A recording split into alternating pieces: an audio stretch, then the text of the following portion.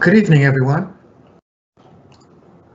Thank you for joining us tonight for a virtual community meeting and discussion hosted by the City of Austin's Planning and Zoning Department. If you're on your computer tonight, you'll notice a Q&A box on the right-hand side of your screen titled Live Event Q&A. This is how you will interact with tonight's presenters. Feel free to submit your name to let us know that you're here. For those of you joining us online, if you would like to follow along using closed captions, you're able to do so. Look to the lower right-hand side of your screen, and there you'll see a small gear or a cog icon. You click on that, then on Captions and Settings, you should be able to choose from a list of available languages. Before we get started with tonight's presentations, let's meet our city staff and presenters. Hey everybody, I'm Jeff Engstrom with the Planning and Zoning Department.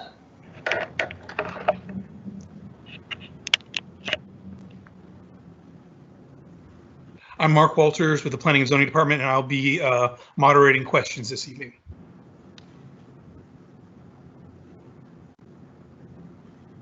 Hi, I'm Rachel Tepper with the Planning and Zoning Department, and I'm going to be helping on the back end with technical support.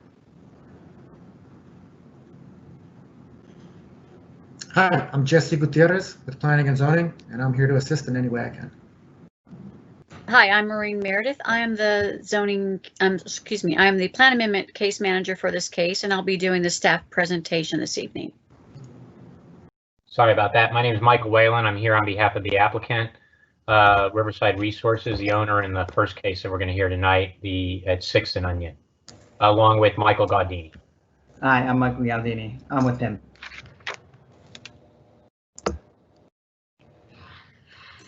So we'll begin with the case presentation. This first case and the second case is within the E. Cesar Chavez Neighborhood Plan, the Plaza Saltillo Station Area Plan. The case number is NPA 2020-0002.02. As I said, my name is Maureen Meredith. I am the Plan Amendment Case Manager. If you have any zoning questions related to the case, Heather Chafin would be your contact person for that. Next slide. So the agenda tonight, I'll go into a little bit more detail with the case information. We'll go over meeting ground rules, how to participate in the process, why there is a plan amendment application, why there is no change to the future land use map. Then we'll go into the applicant's presentation. Then we'll open the meeting to questions and answers. The case information, like I said, the property is within the E. Cesar Chavez Neighborhood Plan, specifically within the Plaza Saltillo Station Area Plan. The property address is 1501 East 6th Street. It's 1.362 acres. There's the case number again. The existing future land use map is specific regulating district. There is no change to the future land use map. It would stay specific regulating district. At this time, there's no zoning case filed. The applicant's request is that the base maximum height map located on page 39 of the Plaza Saltillo Station Area Plan and page 55 of the Plaza Saltillo Regulating Plan be amended to allow a base maximum height of 85 feet to accommodate the project on the properties listed above in this slide. The property owner is Donald J. Reese. The agent is Michael Whalen and Michael Gaudini. Next slide. Some ground rules. Due to the need for social distancing, in-person questions and comments have been moved to this online chat through this event. As you know, typically I would have the meetings in public libraries, but with COVID, we are now doing these virtual meetings. If you're participating online, you will not be able to speak during this meeting, but can ask questions and make comments using the chat function. Telephone participants will be able to speak during the Q&A session of the meeting. Any threats, personal attacks, profanity, racial epithets, or slurs used on this virtual chat will not be published, and staff reserves the right to remove any offenders from the meeting. Questions will be answered in the order they are received, and similar questions may be grouped and answered together.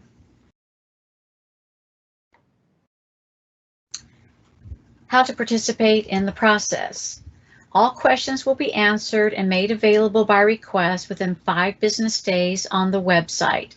So this is the website that was in the community meeting notice that you received in the mail. It is speakupaustin.org/NPA. Emails and call, you can email or call the case manager if you have any questions or comments. Written comments will be added to staff case reports. When the cases are scheduled for Planning Commission and City Council, you'll receive a notice in the mail, and it will have instructions on how to participate in the virtual public meetings. So why is there no change to the future land use map? There's a section in the Land Development Code 25-2-766.23, amendments to the station area plan. It says, for a station area plan that is within an adopted neighborhood plan area, an amendment to the station area plan must be reviewed and approved in accordance with the neighborhood plan process established by council. So even though there is no change in the future land use map, which would typically be the reason why a plan amendment application is triggered, this section of the code requires this plan amendment process, even though there is no change to the future land use map.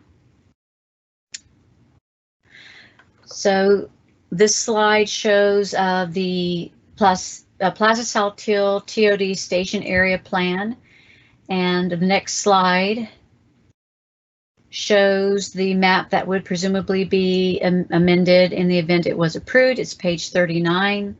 Right now it shows in the legend a 60 feet, maximum 60 feet height, and their proposed change would be an 85-foot height. Next slide shows the regulating plan, and the next map shows the amended map on page 55, where it would be the same amendment if it were approved. Next slide. This slide just shows an aerial photo of the property. Next slide.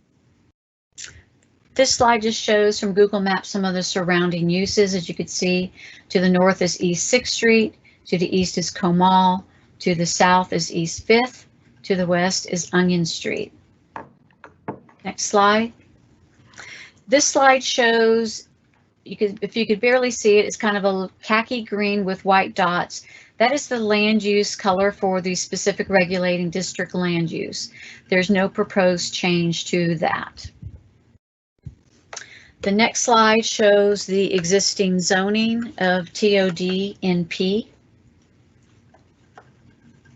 Next slide shows the property in relation to the Imagine Austin growth concept map with the activity corridors and centers. It is within the Plaza Saltillo Center. And that ends my presentation, and next we will go into a presentation by the applicant's agents. Thank you all for having us here today. Thank you, Maureen, for that introduction. I'm Michael Whalen, and I represent the applicant who owns the property at 6th and Onion, and we'll be talking about this specific piece of property. And as I mentioned, Michael Gaudini is with me as well. We can go to the next slide. So the two key questions I wanted to focus on in this presentation are, what are we planning for 6th and Onion, and what's our request to you and to the city? On the first question, we're planning a project that we believe would help better support our public transit system, would deliver key pedestrian and bicycle improvements for the community, and would lock down meaningful, affordable housing. To accomplish this vision, we're requesting an amendment, as Ms. Meredith just pointed out, to the Plaza Saltillo Station Area Plan and the regulating plan to increase the height for our site to 85 feet. And because of the way the city's affordable housing bonus program works, increasing the height would increase the floor to area ratio and trigger a requirement for more long-term income restricted affordable units that would be on site. So any additional height that the city allows here for residential would require more affordable units on site. That's the overview. And now I want to walk through some of the details. If we can go to the next slide. Here you can see the overall site It includes most of the property between East 6th and East 5th Street, and it's sandwiched between Navasota and Comal, except for the easternmost portion of the property, which is Cisco's property right on 6th Street, and the White Horse, which is on 5th Street. We do not own Cisco's or the White Horse, and we're not proposing to do anything to those properties. I know that Barrett has talked to Mr. Cisneros and to the White Horse's owner as well. But the rest of that block is part of the overall project. So let's go to the next slide. First, this is, we're not requesting any additional height on the west side of the block, which is west of Onion.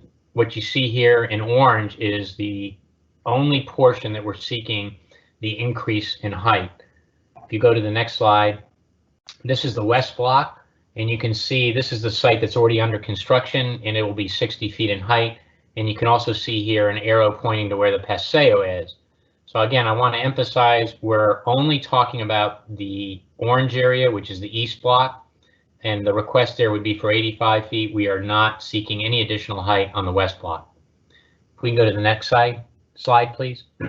One of the first things you're going to notice is that the east block is directly next to the train station, directly across the street from it.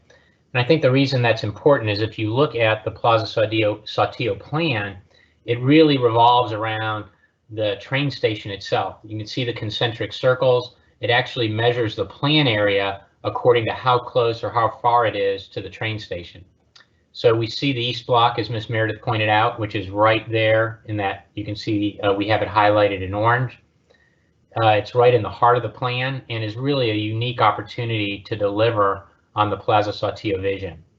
So I wanted to turn to the next slide and talk a little bit about the TOD development. The Plaza Saltillo plan calls for transit-oriented development, or TOD, and it lays out 4 key principles for a successful TOD project. 1, increased housing. 2, a mix of uses. 3, connected and pedestrian-friendly spaces. And 4, a context-sensitive design in which your highest intensity occurs right at the core, which in this case is the train station. So in other words, the Plaza Saltillo plan calls for mixed-use projects with increased housing and real connectivity and walkability, especially near the train station. If we can go to the next slide. Our vision, our proposal puts all 4 of these principles into action with a robust mix of uses and walkability right next to the train station.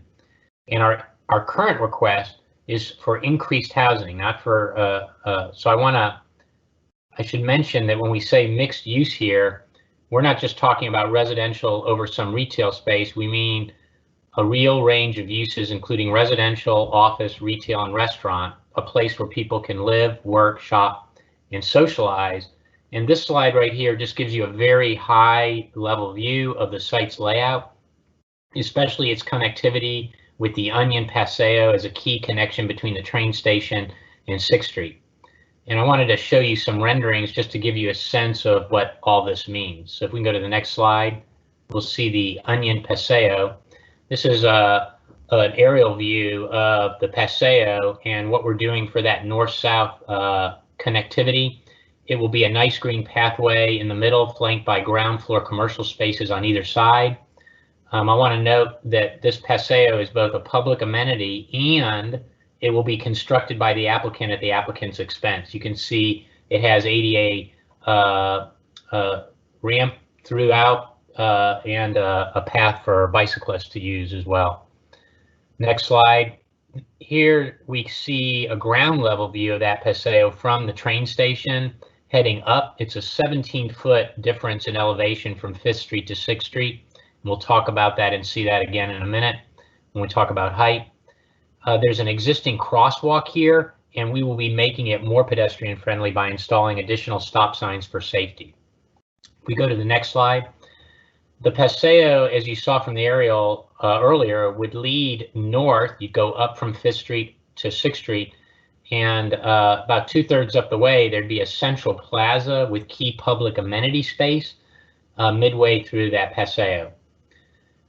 So I do want to talk about height. I know that's a question on everybody's mind. So let's go to the next slide and talk about height.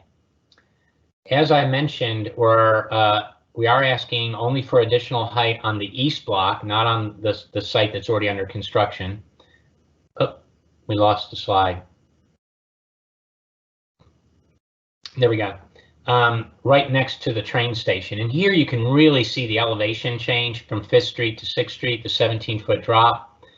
For the east block, we're asking for a maximum height of 85 feet. That is an increase over the 60 feet allowed today. And here's how we are envisioning that working. This is a cross section looking east. So the tallest height would be 84 feet right up on 6th Street. The train station side, which is to the right, if you're looking at it, is on 5th Street, and it would be stepped down because of that height difference, and it steps down to about 80 feet on 5th Street. And again, that's to account for the difference in elevation between 5th and 6th Street. So we can turn to the next slide, we'll see some renderings. While those east block heights would be a bit taller than what is allowed today, we believe our request would be in scale with the existing and upcoming projects. Here, you can see some rough renderings of how pedestrians would experience the east block in relation to the surrounding buildings. This image shows 5th Street looking east. You can see the train is stations right on your right where the fence is. The east block with the requested additional height is right there in the center of this image, with the west block, the office of our project, is in the foreground, and the Arnold is farther down on the block. I think this does a good job of showing you that, yes, we do have a bit more height, but again, we're right next to the train station, and we really are in scale with the buildings that were sandwiched between the west block at 60 feet and the Arnold. If we can look at the next slide, this will be an image from 6th Street. And again, we're flanked by the west block, and then further down is the Arnold. Again, showing that while the east block would provide additional height, we remain in scale with those nearby projects. If we can turn to the next slide. The fact that we are in the TOD core is important from both a planning perspective, but also for neighborhood compatibility as well. Because being in the core not only means that we're in an area designated for greater housing, but it also means we're further away from single-family neighborhoods with ample transition space in between. So to put this in perspective, throughout much of Austin, we have pretty restrictive compatibility standards that limit height with a certain distance, within a certain distance of single-family lots. And under those restrictive standards, you would be allowed to reach 85 feet of height if you were at least 400 feet away from a single family area. Here we're at least 600 feet away from the closest single family neighborhood. You can see that with the circles here. The Plaza Saltillo regulating plan has a less restrictive standard for compatibility, but I wanted to highlight and note that even under the most restrictive standard for city uses, our proposal would still be considered a compatible distance from the closest single-family neighborhood, at least. So we've got a robust mix of uses. We're providing quality connections both north, south, and we have compatibility with the neighborhoods nearby, and we're right next to the train station. But I really want to also focus on the next slide. In addition to all of that, we're also providing meaningful affordable housing. And I want to take a quick look at that. As you know, affordable housing is a major goal and a major priority for the city, which has laid out specific goals for each council member district in the strategic housing blueprint. If we go to the next slide, this site, as you know, is located in District 3, and the blueprint calls for 6,295 affordable units to be built or preserved in District 3 between 2017 and 2027. Next slide. But we also have a number of existing affordable units already in the district. There are 2,431 units existing according to city records. Next slide. So after that, after we account for those units, the 2,431, and we look at the goal that we're trying to achieve, we would need to build another 3,864 affordable units before 2027. Next slide. So if you took that number and broke it down annually, that would come out to about a goal of 387 affordable units per year in District 3. So 387 is the number we need to shoot for to produce on average in order to hit that goal by 2027. And the question appropriately should be, are we meeting that goal? And to answer that, we took a look at how many units we have been producing in the past. We looked at it for a whole decade just to see what type of production there is, and to also provide that to you. So we go to the next slide.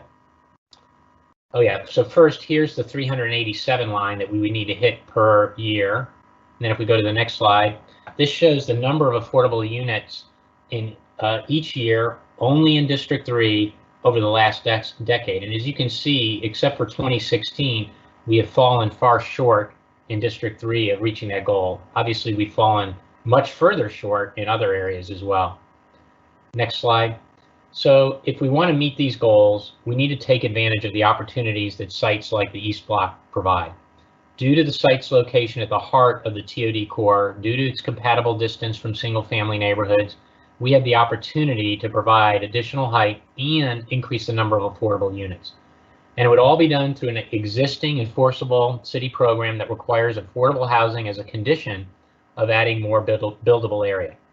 This city program is based on a percentage of gross square feet, which we estimate for our proposal would create roughly 25 new on-site long-term affordable units at 60% median family income. So this would be a meaningful contribution to the city's affordable housing efforts and would help improve our community's ability to meet these significant housing goals. So if we go to the next slide, just to recap quickly, the station area plan and regulating plan establishes a vision for the neighborhood that prioritizes transit-oriented and walkable projects and prioritizes increased height within the core areas. If we go to the next slide, the East Block of 6th and Onion, which we're talking about, sits at the heart of this planning area, adjacent to the train station, marking it as an appropriate place for additional height and housing. Next slide. Our request for the 85 feet of height on the East Block would allow for a transit-supportive, walkable project that provides meaningful affordability and maintains compatibility with the closest single-family neighborhood. So that's the presentation, and I'll turn it back to city staff. Thank you again, community, for being here, and I look forward to the questions. Excuse me. Well, this is Mark Walters, Planning and Zoning Department, and we have one question that was asked during the presentation, and that's from Kristen Haney. It says, will these slides be available after the meeting? And she also wanted to know if the staff presentations would be available after the meeting. And I think the staff, we could provide those to anyone who asked for them. Yes, this is Maureen. Sure, I can PDF the combined staff and applicants presentations, and I can email it to whoever wants it. I can email it to the planning contact team, and the recorded meeting will be uploaded to the Speak Up Austin website that was in the notice. And Yeah, and Mark, Maureen, this yes. is Michael. I believe Kristen is the chair of the contact team and would be appropriate person to distribute that for the contact team. Sure, I can certainly. I have their emails as well. So, but Mark, I did, if I can jump in right here, I did get a phone call from a gentleman who wanted me to ask this question. Can I present it now? Yes. Okay, so he asked, is it wise to increase height to 85 feet where there's only one ingress and egress on East 6th Street, which is a heavy pedestrian street?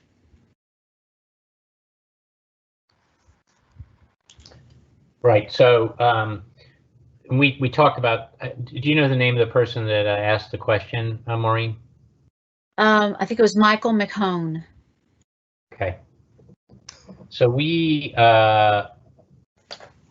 this is Michael Whalen again. We spoke to Austin Transportation Department, and we have met with them about the possibility of a second driveway entrance and exit on 5th Street. They've rejected that idea. It might be something that we should continue to pursue with them. They feel confident that ingress and egress off of 6th Street works and is manageable. and we will continue to have that discussion. So their evaluation at this point is that's where the ingress and egress needs to be, and I'm open to a further discussion with that, or have you help us talk to ATD about creating an opportunity on 5th Street, which we mentioned Ms. Haney and the contact team, and well, that's where we are. We have several people who it looks like they've called in, and I'm going to give them an opportunity. I don't remember exactly how one would unmute, but does the person with the phone number ending in 3666 have any questions regarding the presentation? You can press *6. I'll press *6, and that individual appears to be leaving the meeting. There's another person on with a phone number who ends in 0005. If that individual wants to ask a question, please push *6. If not, you don't have to ask a question, but you've taken the time out to be here, and we do appreciate that. So if you have a question and you want to ask it, just *6. You see if there's any other additional questions that have appeared. Yes, there's 2 questions that have come up since the end of the presentation. Oh, they've unmuted themselves. Oh, do you have a question? Well, I just wanted to follow up on that question about access and ingress and egress on 6th. Is there any possibility, I mean, if the city isn't willing to cooperate on 5th Street, which is a shame, is there any possibility of like the southwest or northwest corner where Onion Street used to be being utilized to some degree? I don't know what the current site plan is on the project that's going on, so I don't know if that's even relevant or possible or anything. Yeah. Mike, is that Mike McCone? Is that you? No. It's Marshall. Yeah. Marshall, excuse me, Marshall. Yeah, so so Onion has already been dedicated as a pedestrian walkway with no vehicular traffic allowed. And the concern is getting the driveway too close given the volume that's anticipated from off the train station. As I mentioned, we did have a design that utilized a 5th Street entrance and exit across from the station for a driveway, which was rejected. So I think it's just an issue that we are going to continue to need to work with ATD with. And I know you've talked to Barrett, and I think it'd be good for you and Barrett to confer about that as well. Okay, that sounds good. Well, I would love to see the city relent on that idea. But anyway, yeah, I'll continue to talk to Barrett. Okay, we have 3 new questions. The first of which says from Sarah Dale, says, sorry, I had trouble logging on and missed the beginning of the presentation. My question is, why is this being done via a neighbor plan amendment rather than traditional zoning? Well, Mark, do you want to answer that one? Well, so there was. I'll answer it. There's an ordinance. We believe there is an ordinance which explicitly states that the regulating plan amendment process is supposed to follow the plan amendment process rather than the rezoning process. So that is the reason why previous cases, anyway, that's why we're using it. And I can give you the, do you have the ordinance number? Do you want to give them that, Mark, or I can give them the ordinance number? I don't have it readily available, no. In the chat, 1 second, if everybody will give me 1 second.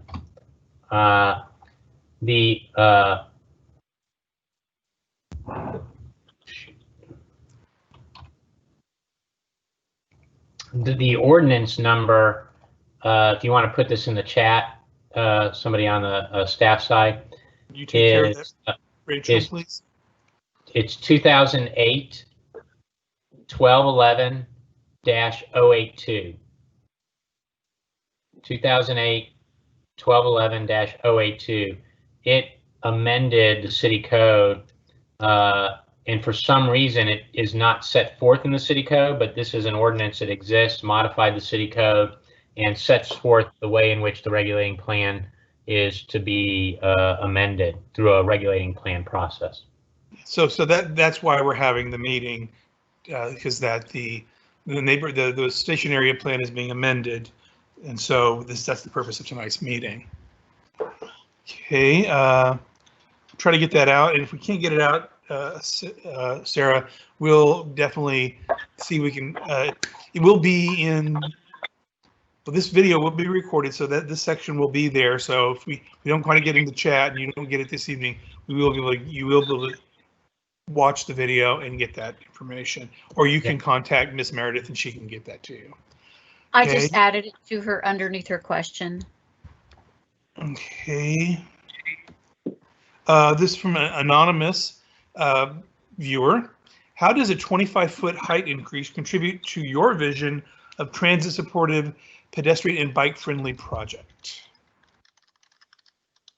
Yeah, I mean, great question. So it's right next to the train station, and there is a lot of work that Cap Metro and ATD has done about reverse commuting. That is using the access to the transit system to actually go out from the city to work in offices, retail, hospitals, service industry, available outside of the core, and frankly, having a mix of uses in one location also reduces the number of trips that any person has to take by vehicle when you have office, retail, and residential all on a single block like this. So that is the focus. That has been the focus of creating a mixed-use environment, and one that has more housing. I think on the housing, we didn't seek additional height. The housing component primarily is because of what has been articulated in the strategic housing blueprint as a real identifiable need for more housing, and in particular, more affordable housing. Okay, and that question, I think I got a private message here, is from Eric Pace, who asked that question. Just to let the viewers out there know that there is a delay between when we ask questions and when you hear it. So if we don't hear any more questions, we will be, we're wrapping up here pretty soon. But I did see that someone else joined the meeting via phone, and that person's phone number ends in, again, that 3666. So they were there earlier, and if that person has a question, they can hit *6 to unmute themselves and ask it. If they do, if they don't, that's fine as well. And to see if there's any new questions. Yes, there's a new question. Find that. No, it's a request. Someone's having some technical difficulty. So, any other questions out there? Oh, yes, from Anonymous again. If increasing height is to increase affordable units, why not forgo your rooftop amenity space to meet the goal and be a better compromise height? A fair question, and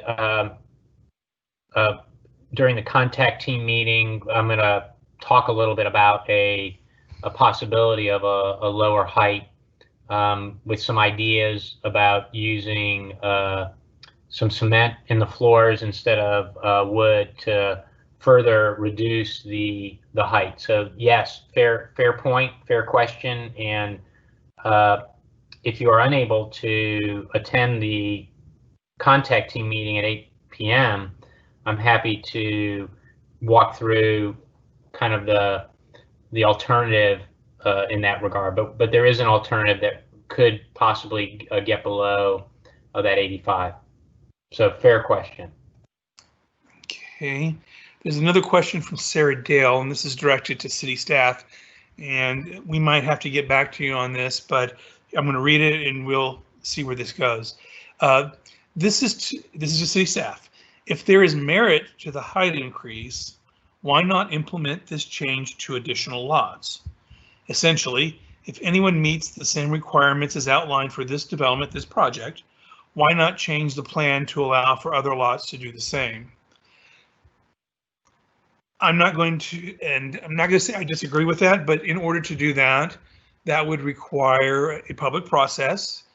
That would require city council direction to initiate the changes to the plan.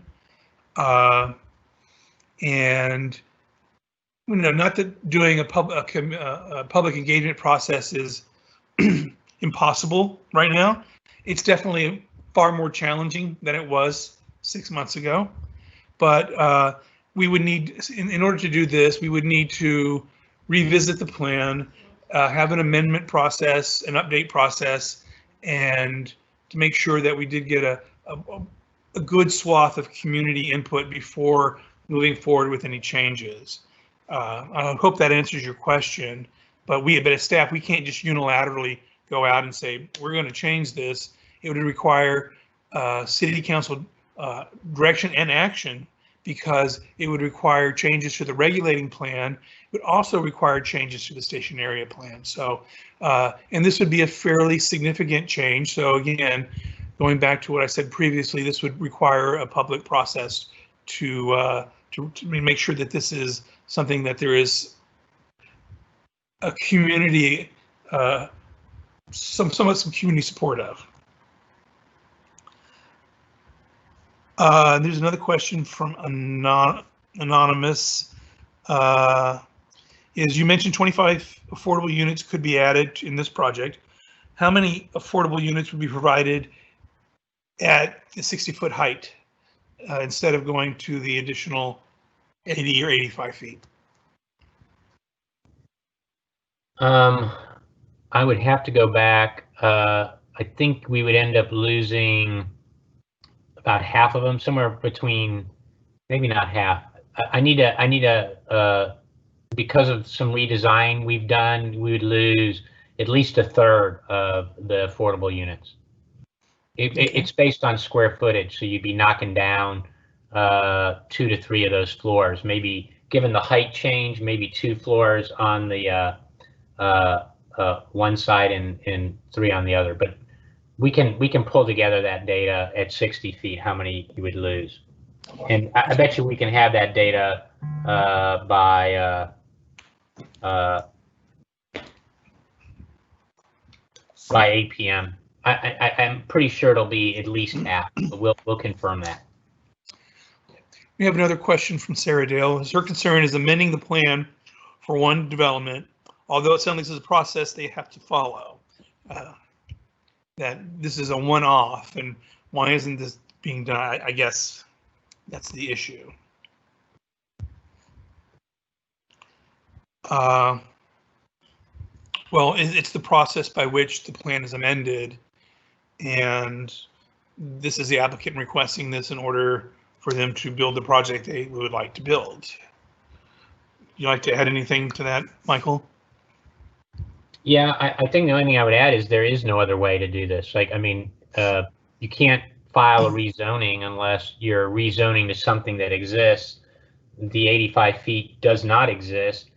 And if you read the statute that I sent you, I gave you the site for the 2008 ordinance, it explicitly states that the regulating plan, it sets forth the site development regulations, and therefore the only way to modify this would be to, at this time, is to use the regulating plan. There was an older rezoning overlay called cure zoning, which no longer exists, that would have been another way to trump, or to override, I should say, the regulating plan. But at this point, you can only modify the regulating plan.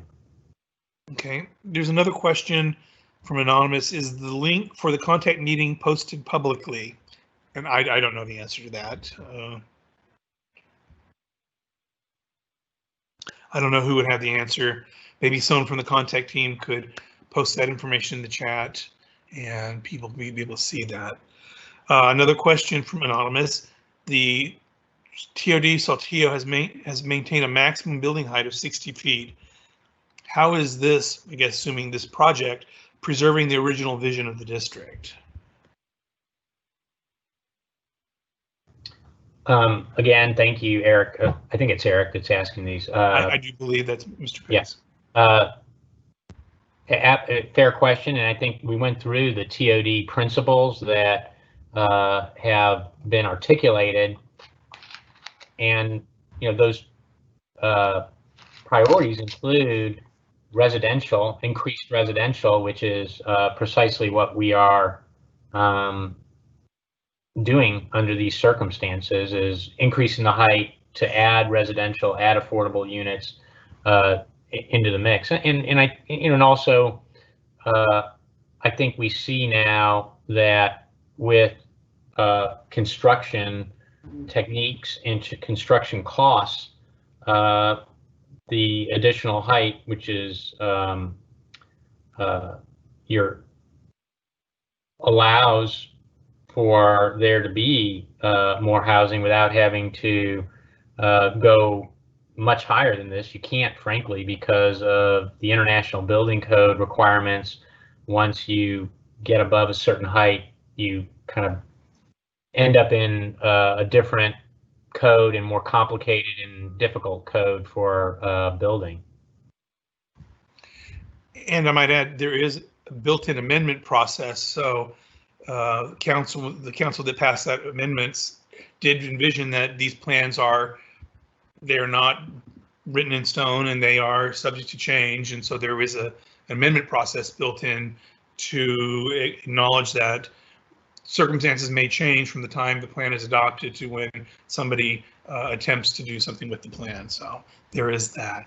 And I guess this last question that I have is this an informative meeting, or is there a vote this evening? And I would say that this is a statutorily required meeting, because this is because of the way the code is written, that all amendments to a station area plan must follow the neighborhood plan amendment process, which requires a community meeting, which is why we're here tonight, that people who live, own property, own property, or who are members of an organization that falls within 500 feet of the property in question is notified of that meeting and invited to this meeting. So that's how that works. So, excuse me, we're running up to towards the end of the meeting, so we have a kind of a hard end right around 6:50, 6:55. So we have another meeting that begins soon thereafter. So if there's anybody out there with any more questions, please take this opportunity to ask them, and we're happy to answer to the best of our ability. So if not, if I don't see anything in the chat in the next 20-30 seconds, we'll just end the meeting and get ready to have the next meeting for the next project. Maureen, while we're waiting to see if any questions come up, could you tell us about the next steps? Sure. So after this MPA community meeting tonight for these two cases, staff will meet and we will make a staff recommendation on the cases. We'll work with the planning contact team to get their recommendation, and any other property owner or business owner who would like to submit a recommendation, we will add them to the staff case reports that will be scheduled for Planning Commission and City Council.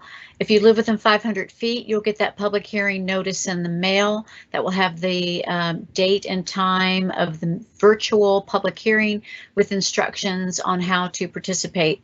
Since it hasn't been scheduled at this time, I encourage people sooner rather than later to send me your comments if you would like them added to the staff case reports.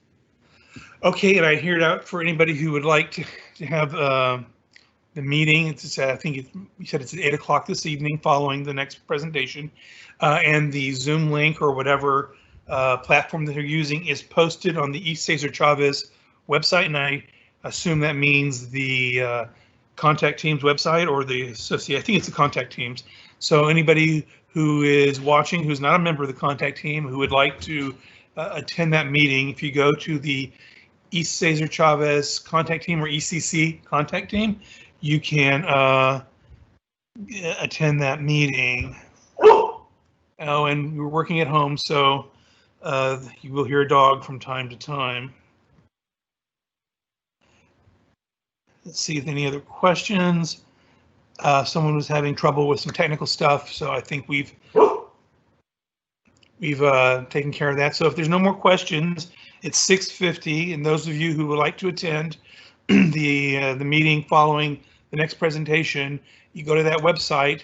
And with that, I'd like to thank you all for participating, giving of your evening, and we're about to end for those out there who want to attend you can go to the chat and see the East Cesar Chavez contact is East Cesar Chavez, all lowercase, all one word, .org, and so you can go there and get a connection to that link. And with that, I think we will be ending tonight's meeting. Again, thank you for attending. We really appreciate it. Good evening.